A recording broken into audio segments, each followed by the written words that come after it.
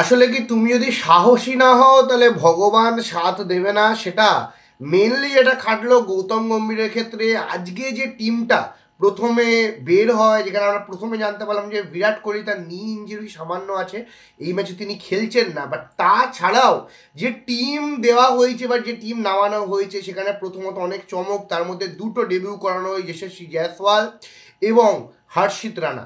জয়সওয়ালের ক্ষেত্রে অতটা অবাক হওয়ার কিছু ছিল না, বাট হর্ষিত রানার ক্ষেত্রে অবশ্যই অবাক হওয়ার ছিল। এবং কিছু কিছু পরিবর্তন, যেমন জাদেজা এবং অক্ষর প্যাটেলের একসাথে খেলা, হর্ষিত রানাকে খেলানো, এইটা দেখে মনে হচ্ছিল যে ইন্ডিয়ার মানে ইন্ডিয়া যদি এই ম্যাচটা হারতো তাহলে অবশ্যই একটা সমালোচনায় বিদ্ধেন গৌতম গম্ভীর। এটা নিঃসন্দেহে বলা যেতেই, অনেকে যারা একটু সমালোচনা করতে ভালোবাসেন তারা অনেকেই রেডি ছিলেন যে ইন্ডিয়া যদি ম্যাচটা হারে তাহলে হয়তো আজকে একটা সমালোচনা হবে গৌতম গম্ভীরের। বাট যেটা ব্যাপার যে সাহসী লোকেদেরই ভগবান সহায় হয় এবং সাথ দেয়, কারণ ইন্ডিয়া ম্যাচটা জিতে যায় এবং যে যে প্লেয়ারদের নিয়ে প্রশ্ন ছিল সেই প্লেয়াররাই ম্যাচ উইনিং পারফরমেন্স করে। প্রথমে চলে আসি হর্ষিত রানা, 3টে উইকেট, এবং জাদেজার 3টে উইকেট, দুজনেই 3টে 6টা উইকেট নেয়।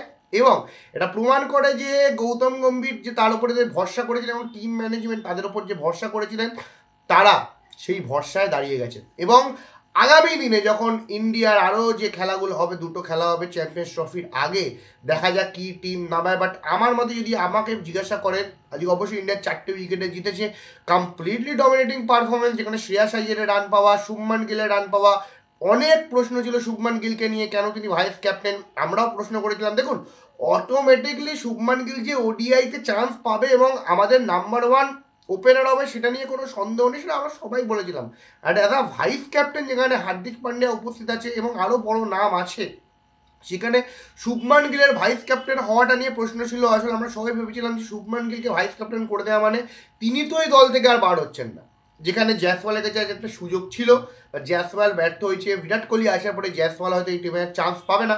শুভমান গিল আজকে 87 রান করেছে, যেখানে শুভমান গিল অবশ্যই এই টিমে automatically first choice opener Rohit শর্মার সঙ্গে সঙ্গে।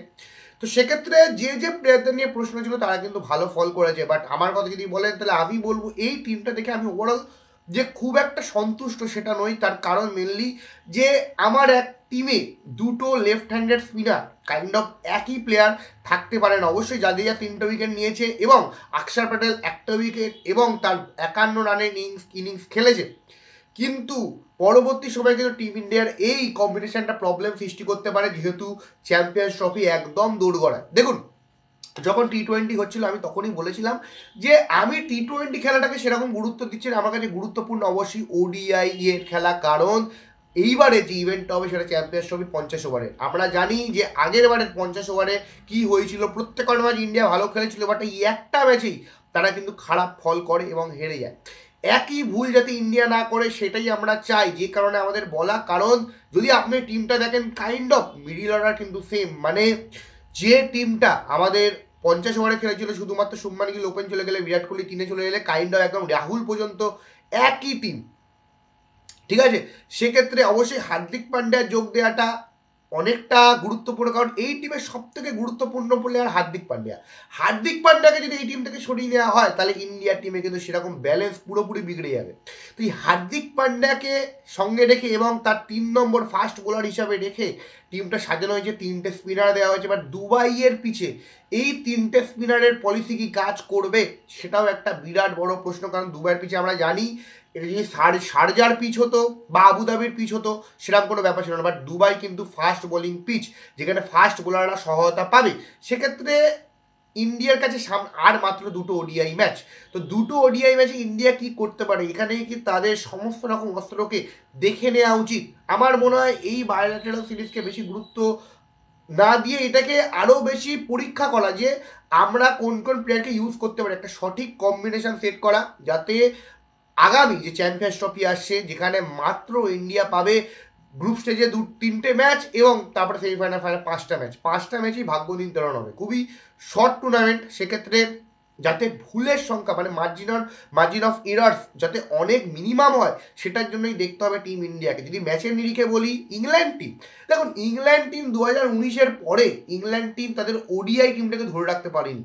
হ্যাঁ, তারপর হয়তো টি20 ওয়ার্ল্ড কাপ তারা জিতেছে, বাট ওডিআই টিম যে ইংল্যান্ডের টিমটাকে 2019-এ একটা 20 টিম দেখা হচ্ছিল প্রত্যেক কটা প্লেয়ার যারা যারা একক দক্ষতায় ম্যাচ বার করতে পারে, বেন স্টোকস হোক, বাটলার হোক, রুট হোক, বেন স্টোকসও ছেড়েই দিন, মানে সে তো আর ওডিআই খেলেই না, এবং বাটলার এবং রুট ফর্মে নেই, যে কারণে রুটের অবশ্যই টেস্ট ক্রিকেটে অনবদ্য নাম, বাট ওডিআইতে সেরকম নেই। এবং ইংল্যান্ডের যে টিমটাও দেখেন, যে টিমটা টি20 খেলেছে সেই টিমটাই ওয়ার্ল্ড কাপ খেলছে। মানে কিছু বছর আগে ইন্ডিয়া যে পলিসি অ্যাপ্লাই করতো, যে টিমটা ওডিআই খেলছে সেই টিমটা টি20 খেলছে, ইংল্যান্ডও তাই করছে। ম্যাককালামকে পুরো ছাড় দিয়ে দেওয়া হয়েছে, সমস্ত ফর্ম্যাটে তাকে কোচ করে দেওয়া হয়েছে।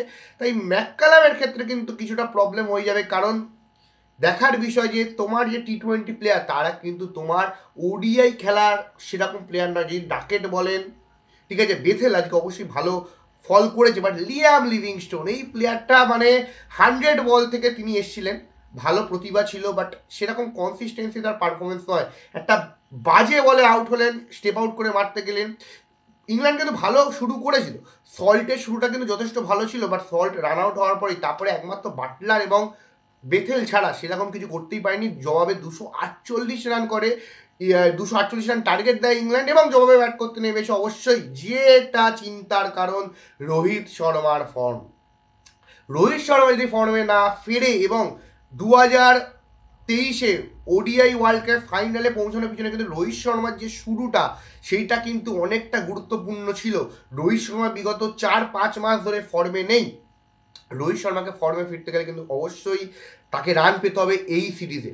এই সিরিজে যদি তিনি ভালো রান করেন তবেই কিন্তু আমরা চ্যাম্পিয়ন্স ট্রফির আশা দেখছি। তাই রোহিত শর্মা আবারও সিঙ্গেল ডিজিট মাত্র 2 রানে আউট হয়ে যান, এবং তার আগে অবশ্যই জয়সওয়াল আউট হয়ে যান মাত্র 10 রানে। কিন্তু শ্রেয়াস আইয়ার এসে মাত্র 23 বলে 53 রান করে এবং প্রমাণ করে যে কেন তিনি এই টিমে অটোমেটিকলি ফার্স্ট চয়েস। কারণ শ্রেয়াস আইয়ারের জায়গা নিয়ে কোনো রকম কোনো প্রশ্ন ছিল না। ওডিআই ক্রিকেটেও ওয়ার্ল্ড কাপেও বিরাট কোহলির পরেই শ্রেয়াস আইয়ারের নাম ছিল, বাট তারপরে গিল নিজে প্রমাণ করে 87 রানের ইনিংস খেলে। শ্রেয়াস আইয়ার 59 রান করে, 103 রানে যখন 3 উইকেট পড়ে যায় শ্রেয়াস আইয়ার আউটে, তারপরে অক্ষর প্যাটেল আসে। অক্ষর প্যাটেল অবশ্যই 51 রানের একটা ম্যাচ উইনিং ইনিংস খেলে। রাহুল কিছু করতে সুযোগ ছিল না, বাট অনেকটা ম্যাচ বার হয়ে গেছিলো, বাট ইন্ডিয়া কিন্তু ম্যাচটা বার করে ফেলে। তো 248 রান অনায়াসে চেস করে ফেলে, 6 উইকেট হারায়, লাস্টের দিকে উইকেটটা পড়ে ঠিকই, বাট কমফোর্টেবল ভিক্টরি। দেখা যাক পরবর্তী ম্যাচগুলো কী হয়। আপনাদের কি মতামত অবশ্যই কমেন্ট বক্সে কমেন্ট করে জানাবেন। আমরা চাই ইন্ডিয়া আরও ভালো ফল করুক। অবশ্যই আপনারা যা মনে হয় আপনারা কমেন্ট বক্সে কমেন্ট করে জানান। ভালো লাগলে অবশ্যই লাইক শেয়ার সাবস্ক্রাইব করতে ভুলবেন না। ধন্যবাদ।